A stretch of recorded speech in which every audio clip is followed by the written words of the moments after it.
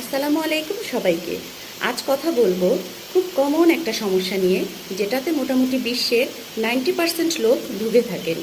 আর এর আক্রান্ত হতে পারেন ইয়াং বয়স থেকে শুরু করে খুব বয়স্ক মানুষ পর্যন্ত। এখন অবশ্য অনেক সময় দেখা যায় 12-13 বছরের বাচ্চারাও এই রোগে কিন্তু আক্রান্ত হতে পারে, এবং সেটার জন্য বিভিন্ন ধরনের কারণ থাকে। অনেকেই হয়তোবা বুঝতে পেরেছেন আজকে আমি কী নিয়ে কথা বলবো। হ্যাঁ, লো ব্যাক পেইন।